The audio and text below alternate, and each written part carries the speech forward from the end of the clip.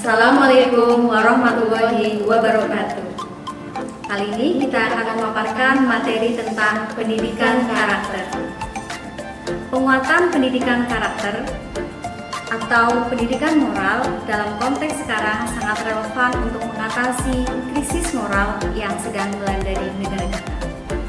Krisis tersebut antara lain berupa meningkatnya pergaulan bebas, maraknya angka kekerasan anak-anak dan remaja, kejahatan terhadap teman, pencurian, kebiasaan menyontek, penyalahgunaan obat-obatan, pornografi, dan perusakan milik orang lain sudah menjadi masalah sosial yang hingga saat ini belum dapat diatasi secara tuntas. Oleh karena itu, betapa pentingnya pendidikan karakter itu sendiri. Berikut pendidikan karakter menurut para ahli. Yang pertama, pendidikan karakter menurut Likona. Secara sederhana, pendidikan karakter dapat didefinisikan sebagai segala usaha yang dapat dilakukan untuk mempengaruhi karakter siswa. Tetapi, untuk mengetahui pengertian yang tepat, dapat dikemukakan di sini definisi pendidikan karakter yang disampaikan oleh Thomas Likona. Likona menyatakan bahwa pengertian pendidikan karakter adalah suatu usaha yang disengaja untuk membantu seseorang sehingga ia dapat memahami, memperhatikan, dan melakukan nilai-nilai etika yang inti. Pendidikan karakter menurut Suyanto. Suyanto mendefinisikan karakter sebagai cara berpikir dan berperilaku yang menjadi ciri khas tiap individu untuk hidup dan bekerja sama baik dalam lingkungan, keluarga, masyarakat, bangsa, maupun negara. Ketiga, pendidikan karakter menurut Kertajaya. Karakter adalah ciri khas yang dimiliki oleh suatu benda atau individu. Ciri khas tersebut adalah asli dan mengakar pada kepribadian benda atau individu tersebut, serta menemukan mesin yang mendorong bagaimana seseorang bertindak, bersikap, berucap, dan merespon sesuatu. 4. Pendidikan karakter menurut Kamus Psikologi. Menurut Kamus Psikologi, karakter adalah kepribadian ditinjau dari titik tolak etis atau moral. Misalnya, kejujuran seseorang dan biasanya berkaitan dengan sifat-sifat yang relatif tetap.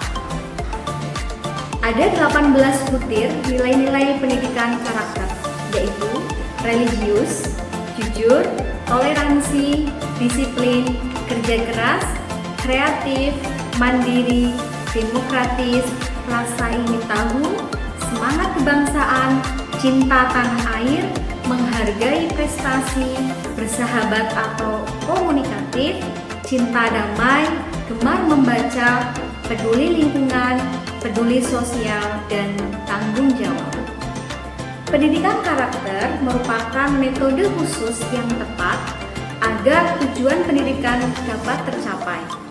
Di antara metode pembelajaran yang sesuai adalah metode keteladanan, metode pembiasaan, dan metode pujian, serta metode hukum.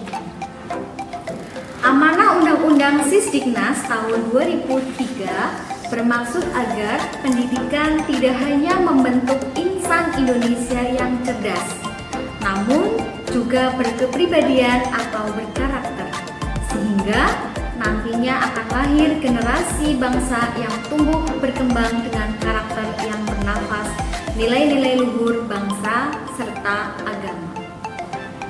Selanjutnya, pendidikan karakter adalah pendidikan budi pekerti plus, yaitu yang melibatkan aspek pengetahuan atau kognitif, perasaan atau feeling, dan tindakan atau action.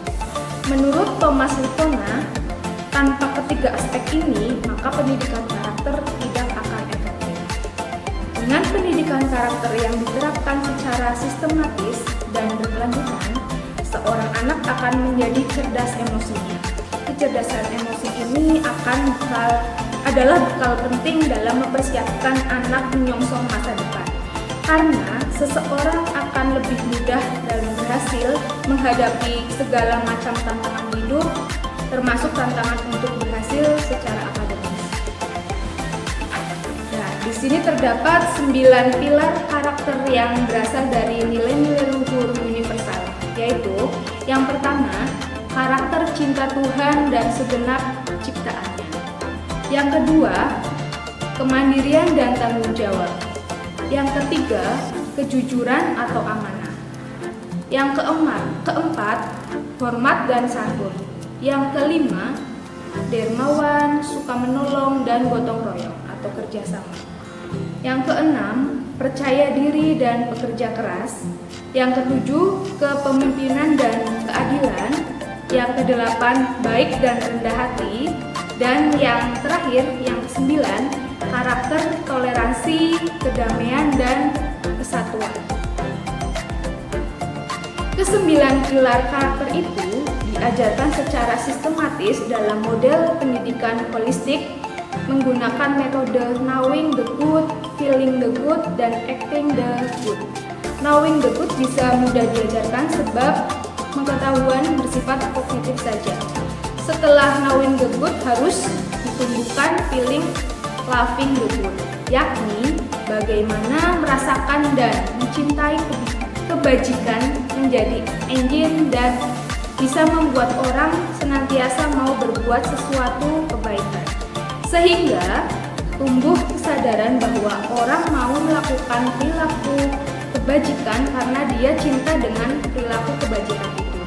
Setelah terbiasa melakukan kebajikan, maka acting the good itu berubah menjadi kebiasaan. Namun, bagi sebagian keluarga, barangkali proses pendidikan karakter yang sistematis di atas sangat sulit, terutama bagi sebagian orang tua yang terjebak pada rutinitas yang padat. Karena itu, seyogyanya pendidikan karakter juga perlu diberikan saat anak-anak masuk dalam lingkungan sekolah, terutama sejak playgroup dan taman kanak-kanak. Disinilah peran guru yang dalam filosofi Jawa disebut digugu lan ditiru.